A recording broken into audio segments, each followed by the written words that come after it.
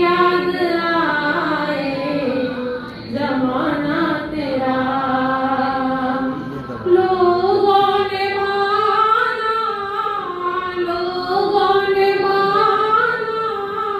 फसाना तेरा ऋषि, याद आए जमाना तेरा।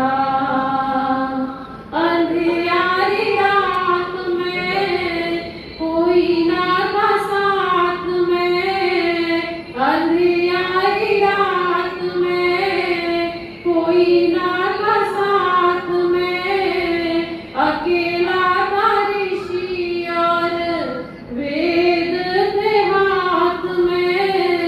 ऐसी मुश्किलों में यहाँ, ऐसी मुश्किलों में यहाँ आना तेरा ऋषि, याद आए जमाना तेरा।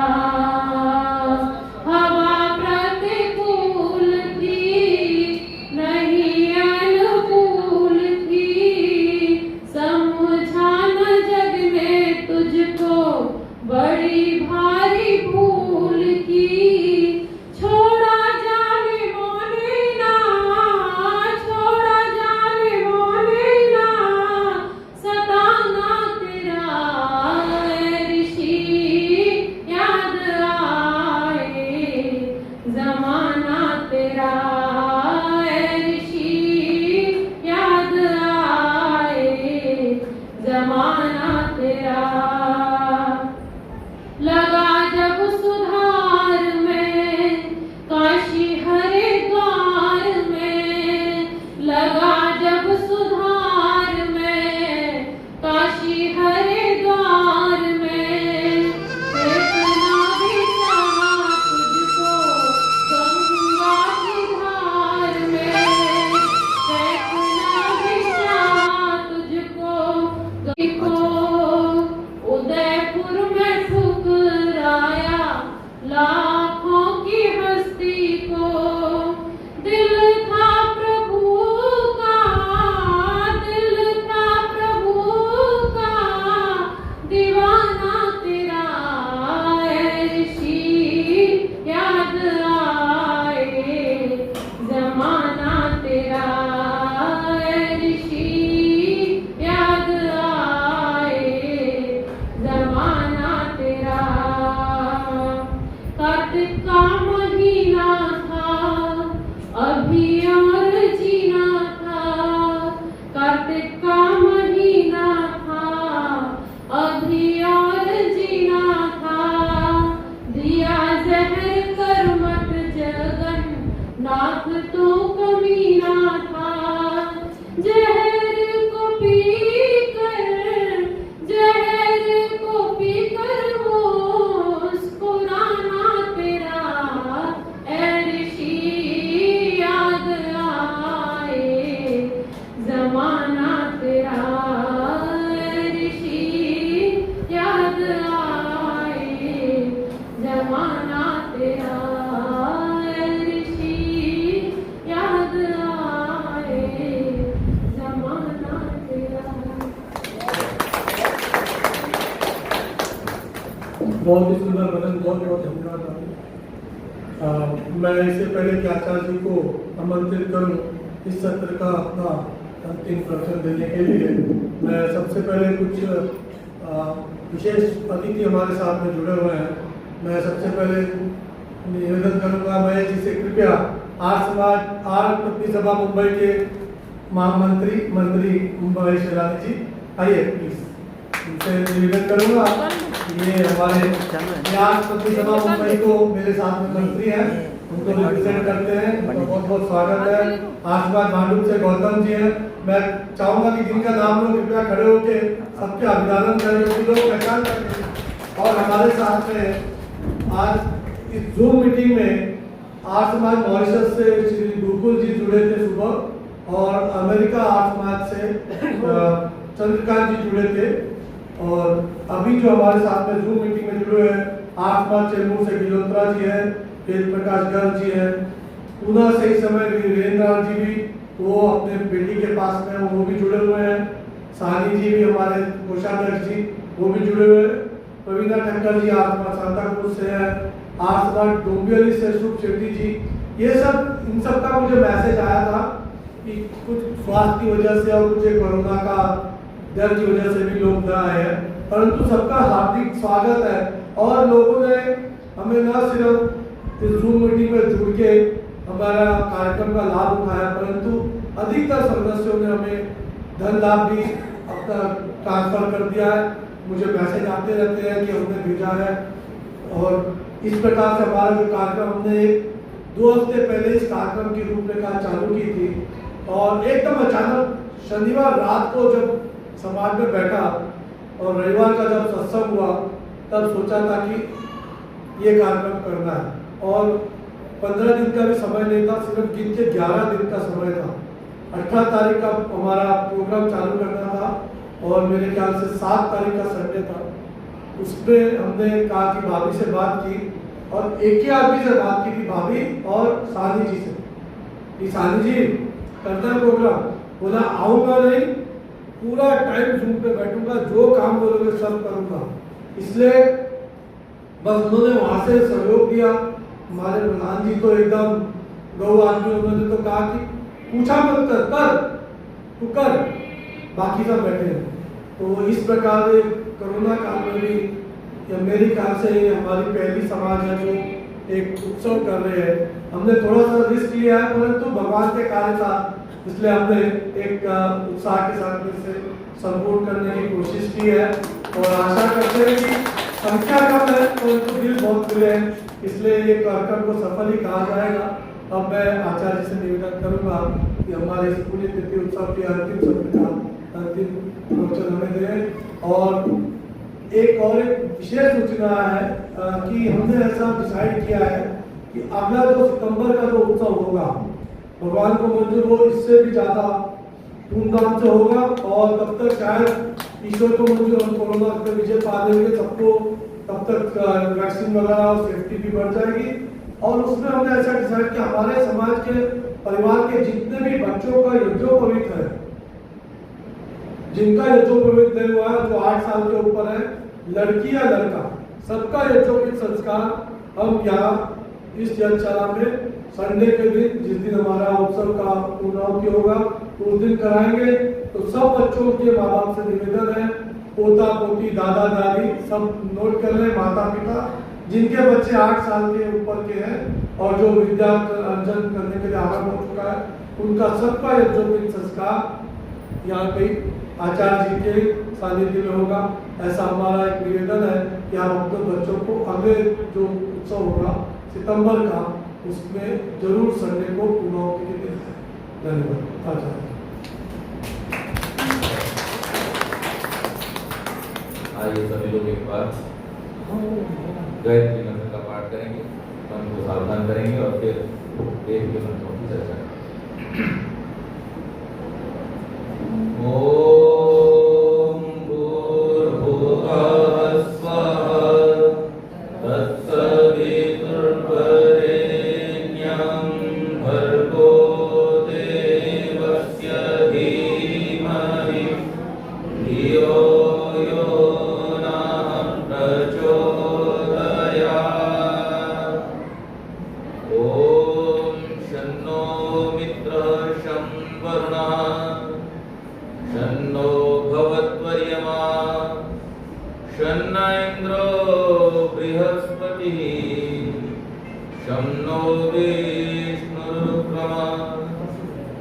नमो ब्रह्मणे नमस्ते वायो त्वमेव प्रत्यक्षं ब्रह्मासि त्वामेव प्रत्यक्षं ब्रह्म वदिष्यामि ऋतं वदिष्यामि सत्यं वदिष्यामि तन्मामवतु तद्वक्तारमवतु अवतु मामवतु वक्तारम् अवतु मामवतु वक्तारम्।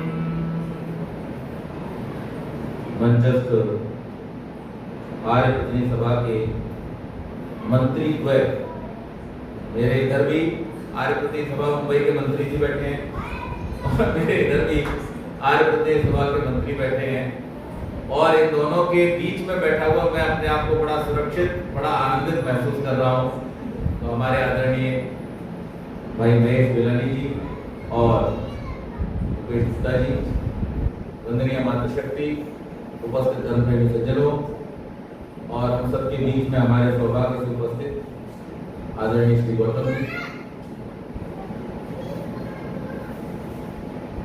जैसा कि अभी भाई साहब ने बताया कि हमारा जो संकल्प था वो परमात्मा की कृपा से पूर्ण हुआ, और चारों वेदों की जो श्रृंखला हमने आरंभ की थी उसमें हम आगे बढ़ रहे हैं। आज ऋग्वेद के 10 मंडल में से 3 मंडल हमने पूरे किए, और अगले सत्रों में जो मंत्र संख्या है उसके आधार पर हम 4, 5, फिर 6, 7, फिर 8, 9, और जैसे हमने पहली बार में एक मंडल से किया था, क्योंकि वो 2000 मंत्रों वाला मंडल था, 10वां मंडल भी वैसा ही है, और इसलिए अंतिम उत्सव में हम एक ही मंडल अर्थात 10वें मंडल को करके और इस ऋग्वेद को पूर्ण करेंगे। तो अभी इस ऋग्वेद को पूर्ण होने में हमारा चौथा, 5वां एक उत्सव, छठा, 7वां दूसरा उत्सव, 8वां, 9वां तीसरा उत्सव और 10वें मंडल का चौथा उत्सव, यानी 4 उत्सव और हमारे अभी होंगे। और मजेदार बात क्या है वो मैं आपको बता देता हूं कि जिस वर्ष में हम अपने इस कार्यक्रम को पूर्ण कर चुके होंगे वो ऋषि दयानंद के जन्म का 200वां वर्ष होगा। तो महर्षि के उस 200वें जन्म दिवस को हम बहुत ही धूमधाम के साथ मनाएंगे, और उसके लिए हम अभी से तैयार हों, अपनी तैयारी करें, उस कार्यक्रम को कैसे भव्य बनाना है उसके लिए हम प्रयास करें, और साथ ही साथ में उसको कितने बड़े स्तर पर हम कर सकते हैं उसका भी प्रयास हमें अभी से करना है। एक बहुत ही सुंदर कथा आती है पंचतंत्र की। एक बार एक हाथी जो था जंगल में बड़ा मनमस्त घुमा करता था। अब हाथी शक्ति के मामले में सबसे अधिक होता है, तो शक्ति के कारण से उसको अपने ऊपर बड़ा अहंकार था, और उस अहंकार में मदमस्त होता हुआ वो जंगल के सब और छोटे प्राणियों को सताया करता था। सारे लोग उससे परेशान, लेकिन उसका कुछ बिगाड़ नहीं सकते थे क्योंकि शक्तिशाली था। एक दिन जब वो जंगल में घूम रहा था तो घूमते घूमते अचानक वर्षा होने लगी बहुत तेज, और उस तेज वर्षा के कारण से वो हाथी जो था वो एक गुफा के अंदर घुस गया। जब गुफा के अंदर पहुंचा तो उस गुफा में उसने एक चींटी को देखा, और चींटी को देख करके बड़ी जोर से हंसा, उपहास करते हुए। तो चींटी ने कहा कि आप तो बड़े प्रसन्न हैं, अपनी प्रसन्नता के कारण मुझे भी बताइए। तो उस हाथी ने कहा मैं प्रसन्न नहीं हूं, मैं तुम्हें देख करके हंस रहा हूं। मुझे देख के क्यों हंस रहे हो? बोले तुम्हारा भी जीवन क्या जीवन है, छोटी सी तो हो, न कुछ खा पाती हो, न कुछ कर पाती हो, न तुम्हारे शरीर में कोई शक्ति है, तुम्हारा जीवन भी कोई बड़ा जीवन हुआ। और इस प्रकार से उपहास उसका करने लगा। चींटी ने कहा देखो तुम भी ईश्वर के द्वारा बनाए गए हो, और मेरा भी निर्माण उस ईश्वर ने किया है। हम दोनों ही उस ईश्वर की संतानें हैं, और इसलिए मेरे अंदर कोई हीन भावना या तुम्हारे अंदर कोई अहंकार शोभा नहीं देता। इसलिए अहंकार मत करो। अहंकार व्यक्ति के दुर्गुणों को और अधिक बढ़ा देता है और सद्गुणों का धीरे धीरे नाश कर देता है। इसलिए अहंकारी मत बनो, विनम्र बनो। और हम सब उस ईश्वर की संतान हैं। और हाथी वो जो अहंकार में चूर था वो क्यों सुनने लगा और जोर जोर से पैर पटक पटक के हंसने लगा और उसको डराने लगा। सूंड से फूंक मार दे, अब हाथी की सूंड से जो फूंक निकलती है उतनी तेज होती है, चींटी बेचारी परेशान। खैर, तो ये जब उछल कूद रहा था तो उस उछलने कूदने में क्या हुआ कि ऊपर चट्टान से एक बड़ा पत्थर गिरा और गिर करके दरवाजा उसने बंद कर दिया। अब गुफा का एक ही दरवाजा, ये बारिश से बचने के लिए अंदर आया था और उसने जो उछल कूद अंदर मचाई उसकी वजह से डिसबैलेंस होकर के, क्योंकि जब बारिश होती है अक्सर लैंडस्लाइड हो जाते हैं, तो उसी में वो मिट्टी खिसक गई और वो पत्थर आकर के बड़ी चट्टान दरवाजे पर रुक गई। जब दरवाजे पर रुक गई, अब इस बेचारे को छटपटाहट शुरू। अब मैं कैसे बाहर जाऊंगा? बड़े धक्के मारे, बड़ी कोशिश की, लेकिन उतनी सब कोशिश करने के बाद भी उससे वो पत्थर नहीं हिल सका। जब बारिश बंद हुई तो वो चींटी बाहर निकली। चींटी को निकलने के लिए कितनी जगह थी? छोटी सी जगह। वो चींटी बाहर निकली और बाहर जाकर के उसके जो अन्य साथी हाथी थे उनको बुला करके ले आई। और जब उन्हें बुला करके ले आई तो उन लोगों ने मिल करके, दो चार हाथियों ने, और उस पत्थर को वहां से हटा दिया।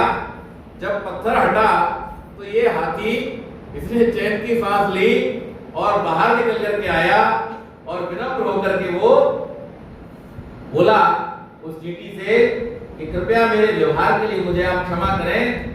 आज मुझे समझ में आ गया कि कोई छोटा या बड़ा नहीं होता है, हर व्यक्ति का अपना अपना स्थान, अपना अपना महत्व होता है और इसलिए कि कोई ज्यादा क्षमतावान है और इसलिए कि कोई कम क्षमतावान है, ज्यादा क्षमता वाले को अहंकार नहीं करना चाहिए और कम क्षमता वाले को हीन भावना से ग्रसित नहीं होना चाहिए।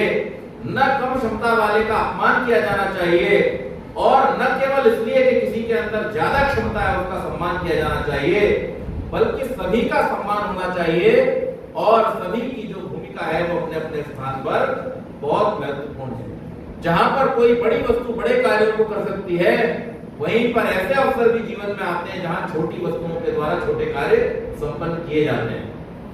कई बार छोटे कार्य ही बहुत बड़े महत्वपूर्ण कार्य की भूमिका बनते हैं। और ये प्रसंग मैंने आपके सामने क्यों रखा?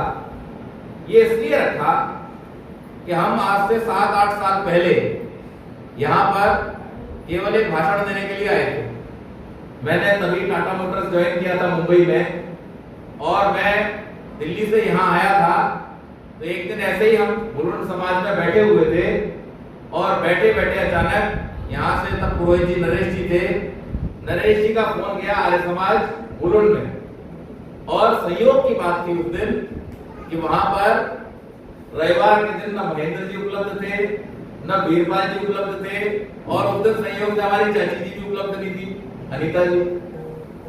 तो पंडित बालकृष्ण जी जो अभी वेद पाठ कर रहे थे, चाचा जी, उन्होंने कहा कि आपके लिए उपदेशक तो है हमारे पास, बहुत भेज दें।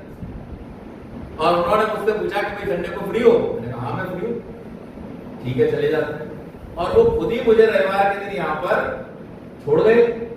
यहाँ पर मैं उपदेश के लिए जब आया तो दीदी आई हुई थी, सुषमा दीदी, और सुषमा दीदी के देवर, उनकी बेटी की शादी मैंने पूना में कराई थी। तो वो मुझे वहां से जानती थी, उन्होंने मुझे फट पहचान लिया कि ये तो वही पंडित जी है।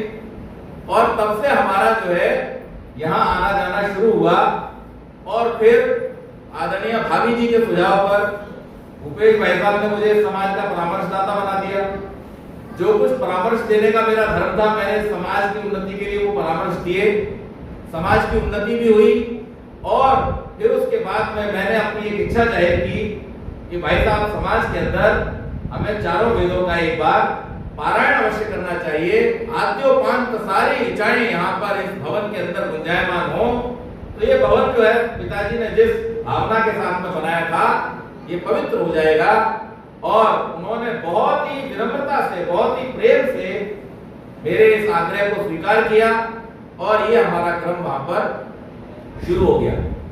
मैंने देखा है, मैं देश भर के समाजों में जाता हूं, लोगों को मैंने देखा है कि कई बार अहंकार के कारण से, बहुत ज्यादा अपने आप को बड़ा मानने के कारण से वो सामने वालों की बात को नहीं सुनते और उसका परिणाम ये होता है कि बहुत सारे लाभ से वो वंचित रह जाते हैं। क्यों? क्योंकि आप किसी भी व्यक्ति का जजमेंट जो है वो केवल एक बार मिल करके नहीं कर सकते, या केवल मात्र अपनी बुद्धि से आप हर आदमी को जज नहीं कर सकते। एक व्यक्ति को जानने के लिए, समझने के लिए उसके साथ में कुछ समय बिताना होता है, उसकी बातों को सुनना होता है, अपनी बातें उसको सुनानी होती हैं, और जब ये व्यवहार हमारा होता है तब जाकर के एक संस्था का निर्माण और संस्था की उन्नति का मार्ग प्रशस्त होता है। तो बड़ी विनम्रता के साथ में भाई साहब ने इस बात को स्वीकार किया और हमारा ये कार्य वहां से चल पड़ा और बड़े सुंदर तरीके से ये आगे बढ़ रहा है। आज के प्रकरण में जो बहुत सुंदर मंत्र हमने पढ़े, उन मंत्रों में विशेष कुछ मंत्र ऐसे हैं जिनमें परमपिता परमेश्वर से ऐसी ही बुद्धि की कामना की गई कि हे परमेश्वर, आप हमें ऐसी बुद्धि देना कि जिससे हम दूसरों की सुन सकें, दूसरों को समझ सकें और जो श्रेष्ठ कार्य हैं उन कार्यों को अपने जीवन में धारण करके हम आगे बढ़ सकें। एक मंत्र जो आज आया, जो कि 3 वेदों में आता है और हम लोग जिस मंत्र को रोज बोलते हैं, गायत्री मंत्र। वेद में गायत्री मंत्र तत्सवितुर्वरेण्यम भर्गो देवस्य धीमहि धियो यो न प्रचोदयात् के रूप में आता है और ये 8 अक्षरों के 3 चरण जिसे गायत्री छंद कहते हैं, उस गायत्री छंद होने के कारण से इसको गायत्री मंत्र कहा जाता है। और चूंकि इस मंत्र में बुद्धि की कामना की गई है, इसलिए इस मंत्र को महामंत्र के नाम से भी पुकारते हैं। तो इसको हमने पूरा नाम क्या दे दिया है? गायत्री छंद होने के कारण से गायत्री और बुद्धि की प्रार्थना किए जाने के कारण से मंत्र की जगह इसको हम क्या कहते हैं? महामंत्र कहते हैं। और इस प्रकार से इसको गायत्री महामंत्र के नाम से हम पुकारते हैं। और इस मंत्र में 3 व्याहृतियां पहले लगा दी गई हैं, भू, भुवा और स्व। महर्षि दयानंद भू भुवा स्व का अर्थ करते हुए कहते हैं प्राण प्रिय। इसका मैंने अर्थ कल बतलाया था। हम परमात्मा को प्राण प्रिय मानते हैं या सिर्फ कहते हैं? अगर हम परमात्मा को प्राण प्रिय मानते हैं तो फिर हमारा व्यवहार कैसा होगा? हमारा व्यवहार ऋषि दयानंद के जैसा व्यवहार होगा। ऋषि दयानंद परमात्मा को सच्चे अर्थों में प्राण प्रिय मानते थे और इसका प्रमाण एक जगह नहीं, उनके जीवन चरित्र को अगर पढ़ें तो अनेक जगहों पर हमें उसका प्रमाण मिलता है। सबसे पहले तो तब जबकि वो एक बालक थे और बाल्यावस्था में ही पहले दिन अद्वैत ने उनके बचपन की कहानी सुनाई थी कि जब बालक मूल शंकर के घर क्या हो रहा था? शिवरात्रि का पूजन हो रहा था। तो पूजन के समय में जब रात्रि बढ़ने लगी तो ज्यादातर लोग सो गए, लेकिन मूल शंकर जागते रहे और जागते जागते उन्होंने क्या देखा कि चूहे आए और प्रसाद को छेड़ने लगे और शिवलिंग के ऊपर, मूर्ति के ऊपर जो नैवेद्य और फल फूल आदि चढ़ाए गए थे उनको भी छेड़ने लगे, उधम करने लगे।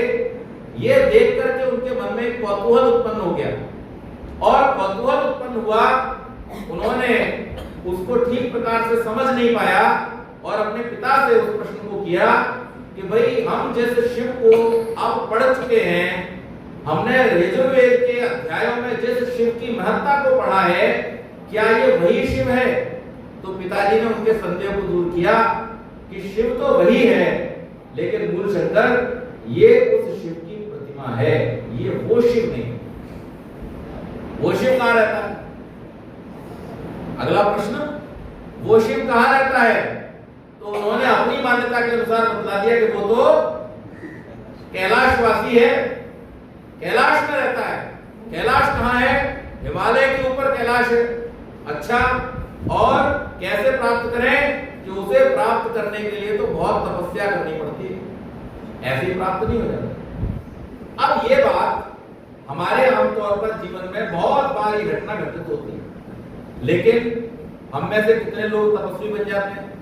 तो वहीं से उनका जो दृढ़ संकल्प और ईश्वर के प्रति प्रेम था, उस प्रेम ने उनको इस बात के लिए विवश किया कि उस प्रेम के कारण से एक दिन वो अपना घर छोड़ करके निकल पड़े। और क्या पाने के लिए निकल पड़े? उस शिव को पाने के लिए निकल पड़े जिसका सारे लोग बैठ करके उसकी मूर्ति के सामने पूजन कर रहे थे। वो सच्चा नहीं है, लेकिन सच्चा तो कोई है, और जो सच्चा है उसे मैं प्राप्त करना चाहता हूं।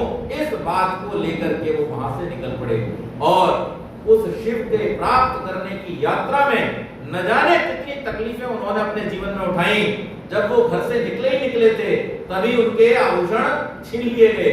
उनको कह दिया गया अगर तुम तपस्या करना चाहते हो तो ये आभूषण तुम्हारे किसी काम के नहीं है। जब तपस्वियों के बीच में पहुंचे तो उनको ये कह करके बाहर कर दिया कि भाई अभी तुम बहुत छोटे हो, संन्यास लेने की तुम्हारी आयु नहीं है, अभी तो तुम सेवा करो। ऋषि खुद लिखते हैं कि मुझे अपने भोजन के साथ साथ दूसरों का भोजन भी पकाना पड़ता था, लेकिन मैं उस समय ये देखता था कि जो सन्यासी हैं वो सन्यासी जो है उनको भोजन पकाने की जरूरत नहीं पड़ती है, उनको पका पकाया मिल जाता है। तो मेरे मन में भी ये इच्छा थी कि मैं चूंकि परमात्मा को प्राप्त करना चाहता हूँ, उस ज्ञान को प्राप्त करना चाहता हूँ, और मेरा बहुत सारा समय ये भोजन पकाने खिलाने में ही चला जाता है, इसलिए उन्होंने ये प्रण किया कि अब मैं जल्दी से जल्दी संन्यास ले लूंगा। पिताजी पकड़ लाए, फिर भागे, और फिर भाग करके उन्होंने अंततोगत्वा क्या किया? संन्यास धारण कर ही लिया। कुछ लोगों को मित्र बनाया, उनसे कहा भाई मुझे किसी ऐसे व्यक्ति से मिलाओ कि जो मुझे संन्यास की दीक्षा दे सके। और उस समय श्रृंगेरी मठ के जो शंकराचार्य थे, स्वामी पूर्णानंद सरस्वती, वो श्रृंगेरी मठ के शंकराचार्य थे भाई साहब। उन्होंने स्वामी जी को संन्यास दिया और संन्यास लेकर के उनका नाम क्या पड़ा? दयानंद सरस्वती उन्होंने उनको नाम दिया। ये स्वामी जी के नाम के आगे जो दयानंद सरस्वती लगा हुआ है, ये शंकराचार्य परंपरा में सरस्वती आगे लगाया जाता है, तो उन्होंने उनको दयानंद सरस्वती का नाम दिया। और स्वामी जी उस समय संन्यास लेकर के और फिर उस जो कार्य उनको दे दिए जाते थे उनसे मुक्त होकर के उन्होंने अपना योगाभ्यास शुरू किया। और वहां पर फिर उनको दो लोग मिले जिनसे उन्होंने योग की बाकायदा शिक्षा ली। स्वामी जी स्वयं अपने इतिहास में लिखते, अपने जीवन वृत्तांत में लिखते हैं कि मैंने योग के विषय में जो कुछ भी सीखा वो उन्हीं दो लोगों से सीखा। वो दो सन्यासी थे, योगाचार्य थे, उन्होंने उनको योग की शिक्षा दी। कहने का अभिप्राय ये कि जीवन में उनके ऐसे अवसर आए बहुत सारे जब उनको प्रलोभन दिया गया, महाराज आप बहुत अच्छी बात कहते हैं, आप वेद की बात कहते हैं, शास्त्र की बात कहते हैं, आप सत्य का प्रतिपादन करते हैं, बहुत अच्छी बात है, हम सब आपके अनुयायी बनने के लिए तैयार हैं, लेकिन कृपा करके आप जो ये मूर्ति पूजा का खंडन करते हैं इसको थोड़ा सा इसको नरम कर दें, थोड़ा लीनियंसी बरतिए। तो स्वामी जी क्या जवाब देते हैं? स्वामी जी जवाब देते हैं, महाराज आपका ये छोटा सा राज्य, मैं अगर दौड़ लगाना शुरू करूं तो 2-3 दौड़ में से बाहर निकल जाऊंगा, लेकिन उस परमात्मा के राज्य से मैं कैसे बाहर जाऊंगा जिसका शासन इस पूरे ब्रह्मांड पर है? अरे मैं तुम्हारी बात मान लिया, उसकी बात मानूं, ये लिंग जी की गादी, ये राज्य का ऐश्वर्य, ये धन का वैभव, ये मेरे किसी काम का नहीं है। जिस यात्रा पर मैं निकला हूं मैं तो उसी का अनुगमन करूंगा और मैं कभी भी असत्य का साथ नहीं दे सकता हूं। जो कार्य वेद में निषिद्ध है उसको करने की आज्ञा, उसका समर्थन मैं किसी भी प्रकार से नहीं कर सकता। तो आप सोचिए, छोटी सी बात, आजकल बहुत सारे लोग हमसे कह देते हैं आर्य समाजों में पंडित जी थोड़ा सा,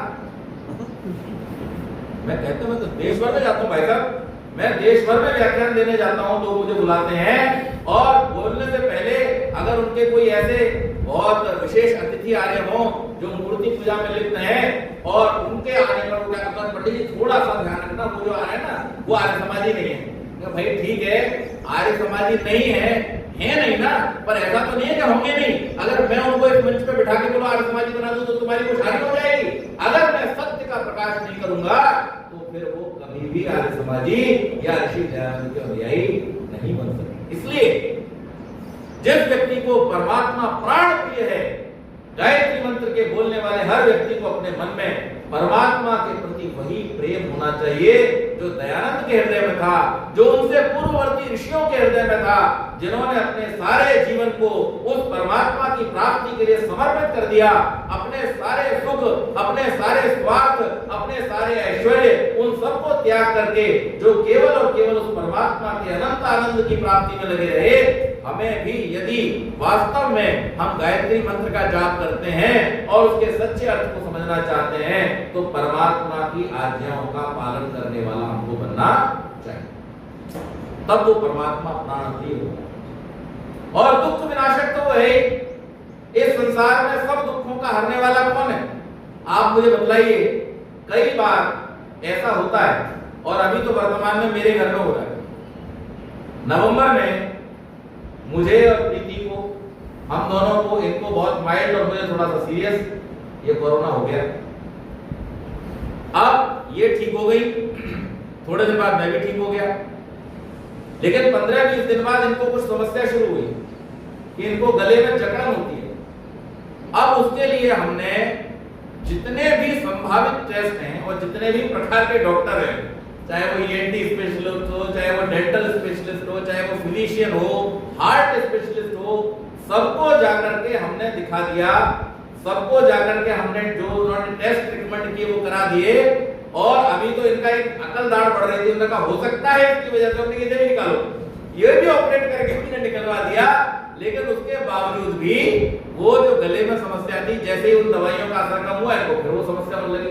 तो फिर मैंने इनसे एक बात कही, मैंने कहा कुछ ऐसा भोग शेष है जो अभी तुम्हें थोड़ा दिन भोगना पड़ेगा। अब ये तब तक ठीक नहीं होगा जब तक ये तुम्हारा भोग पूरा भुगत नहीं जाता। मेरे दांत में भी एक बार समस्या हुई थी और मैं 2 वर्ष तक उस समस्या से परेशान रहा, लेकिन किसी न किसी कारण से डॉक्टर से अपॉइंटमेंट भी ले लेता था तो मैं डॉक्टर के पास पहुंच नहीं पाता था, कुछ ना कुछ रोड़ा अटक जाता था। 2 वर्ष तक भाई साहब मैंने वो समस्या भुगती और उसके बाद अचानक एक दिन, कोई प्लानिंग नहीं, कुछ नहीं, मैं ऐसे ही बैठा हुआ था हाथ रख के। यहाँ पे मेरे जो असिस्टेंट थे बड़ौदा में, उन्होंने मुझसे कहा सर क्या प्रॉब्लम है? मैंने कहा दांत में थोड़ा दर्द हो रहा है। तो बोले कि चलो मेरा एक डॉक्टर है, मैं आपको दिखाता हूँ। उसके पास गए, उन्होंने तीसरे दिन का अपॉइंटमेंट दिया, उन्होंने पकड़ के खींच के वो दाढ़ निकाल दी। उसके बाद से आज तक कोई समस्या नहीं। लेकिन 2 वर्ष मैंने वो नरक भोगा। कहने का अभिप्राय कि परमात्मा हमारे दुखों का विनाशक है। इस बात को आप दोनों तरह से समझ लें। इस तरह से भी समझ लें कि जब तक परमात्मा नहीं चाहता या जब तक परमात्मा की व्यवस्था में हमारे प्रारब्ध को हम भोग नहीं लेते, तब तक हमारे दुखों का समापन नहीं हो सकता। तो वो दुख विनाशक है। उसने संसार में सब पदार्थ हमारे लिए बनाए हैं, हमारे दुखों को दूर करने के लिए बनाए हैं, लेकिन वही न्यायकारी होकर के हमारे जो प्रारब्ध हैं उनका फल भी हमको देता है। तो इसलिए ऋषि कहते हैं भुवा का अर्थ करते हुए दुख विनाशक। हम परमात्मा को दुख विनाशक माने और स्व का अर्थ क्या करते हैं? सुख स्वरूप। उस परमात्मा से ज्यादा सुख स्वरूप और कौन होगा?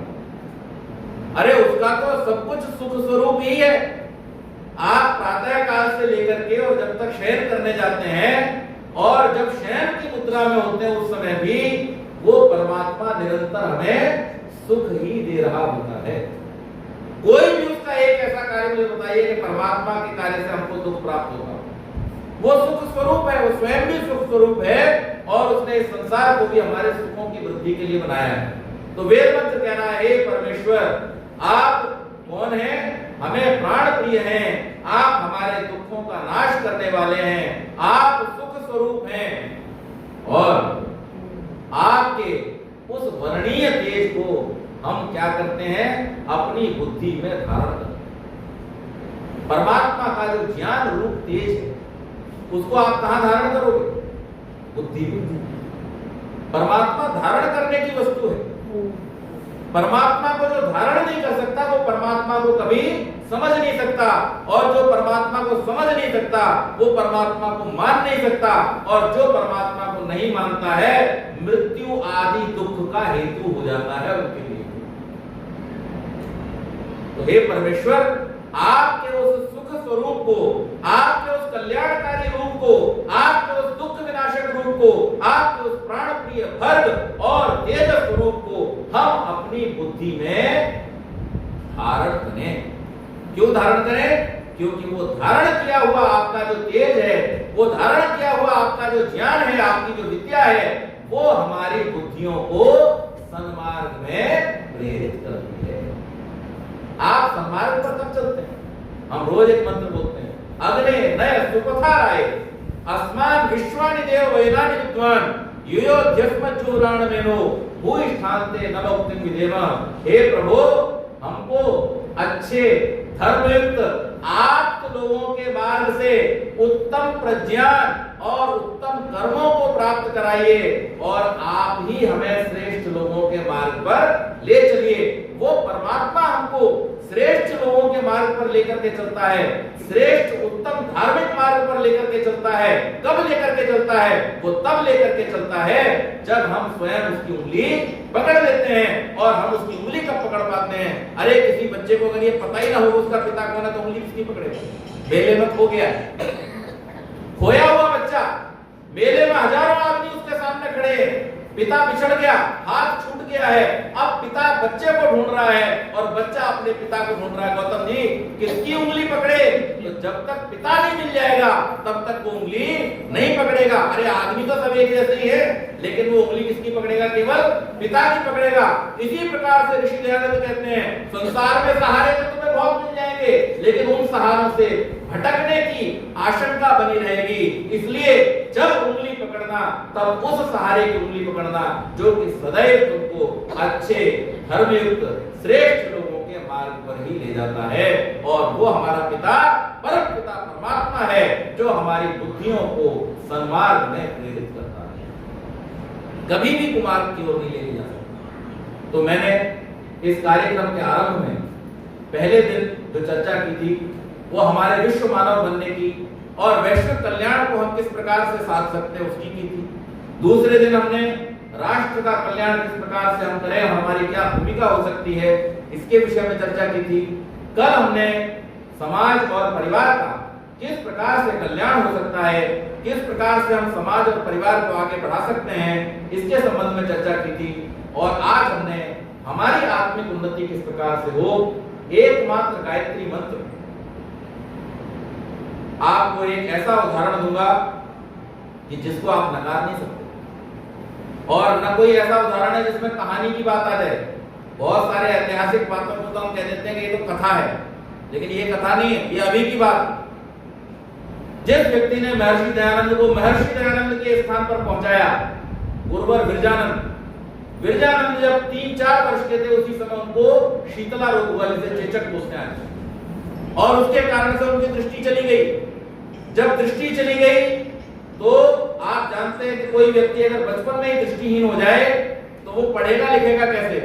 लेकिन इनको पढ़ने लिखने की बड़ी इच्छा थी मन में, और जब ये 8 वर्ष के हुए तो इनके पिता जिनको वो जानते थे उनसे जब इनका संपर्क हुआ, इन्होंने पूछा कि मैं तो नेत्रहीन हूं, मैं किस प्रकार से शिक्षा ग्रहण कर सकता हूं।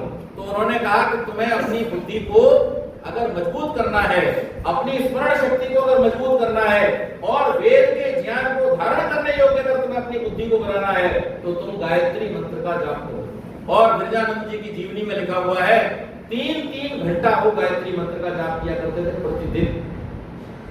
उसका परिणाम कि उनको शास्त्र ऐसे हस्तामला पद जैसे बोलते हैं ना, हाथ में रखा हुआ आंवला, इस प्रकार से।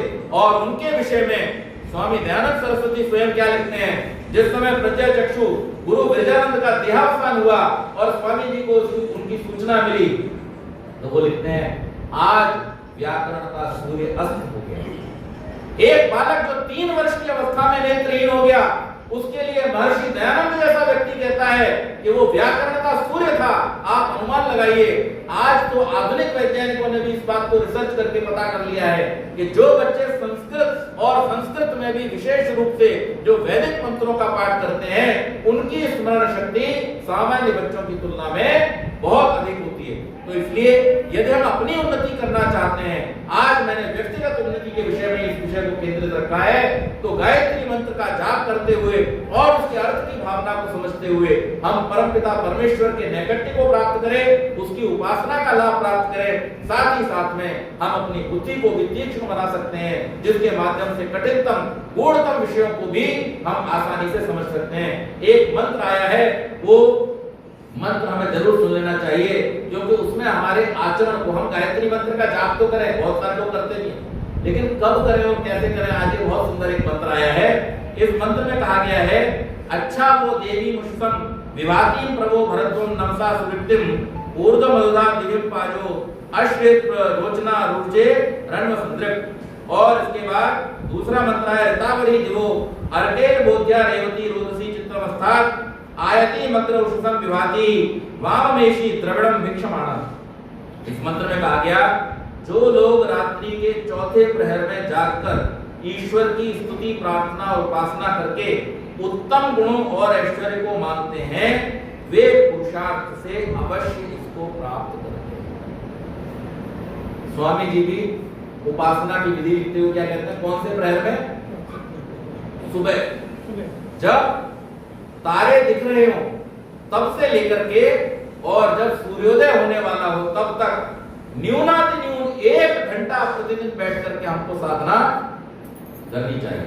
उससे पहले कर सकते हैं तो और बढ़िया है। अगर ब्रह्म मुहूर्त में 1 घंटा बैठते हैं तो वो सबसे ही उत्तम है, लेकिन उस समय के बाद क्यों? क्योंकि जैसे ही उषा काल हो जाता है फिर चिड़ियां चहचहाना शुरू कर देती हैं, लोग अपने अपने काम पे निकल पड़ते हैं, नागरीय वातावरण में तो पीपी पोपट सब शुरू हो जाते हैं सड़कों के ऊपर। तो उस समय में आप ध्यान केंद्रित नहीं कर सकते, परमात्मा की उपासना नहीं कर सकते हैं। तो इसलिए आपको चाहिए कि उस समय में जब पूरा का पूरा वातावरण एकदम शांत होता है, उस समय में बैठ करके परमात्मा की उपासना करें। तो ऋषि दयानंद ने जो भी बात कही है वो ऋषि की बात, वेद से प्रमाणित बात है, उसमें कहीं किसी प्रकार की शंका करने की आवश्यकता नहीं है। तो हम अपने जीवन में साधक बने, और एक नहीं अनेक व्यक्तियों के जीवन में उदाहरण देखें। हम चाहे भगवान राम का उदाहरण लें, भगवान कृष्ण का उदाहरण लें, स्वयं ऋषि दयानंद का उदाहरण लें, स्वामी श्रद्धानंद का उदाहरण लें, गुरुवर ब्रजानंद का, शिवाजी का, महाराणा प्रताप का, इन सारे श्रेष्ठ लोगों का अगर उदाहरण लें तो इन सब के विषय में हमको एक बात पता चलती है कि ये सभी लोग ईश्वर विश्वासी ईश्वर। तो हम अपने जीवन में ईश्वर भक्त बने और वेद के सुंदर मंत्रों से अपने जीवन की दिशा का और दशा का निर्धारण करें। ये वेद पारायण का क्रम निरंतर इसी प्रकार से परमेश्वर की कृपा से आगे चलता रहेगा। सितंबर में जो इस समाज का वार्षिकोत्सव होता है, उस वार्षिकोत्सव में हम आगे के मंत्रों का पाठ करेंगे और आगे की चर्चा करेंगे। तब तक के लिए मैं आप सबसे विदाई लेता हूँ। आप सबको बहुत बहुत शुभकामनाएं। परमात्मा आप सबको स्वस्थ रखें, दीर्घायु प्रदान करें, और आप सबके जीवन में जो भी आपकी कामनाएं हैं, श्रेष्ठ कामनाएं हैं, उनको पूर्ण करने की शक्ति और बुद्धि परमात्मा आपको दे। बहुत बहुत धन्यवाद। ओम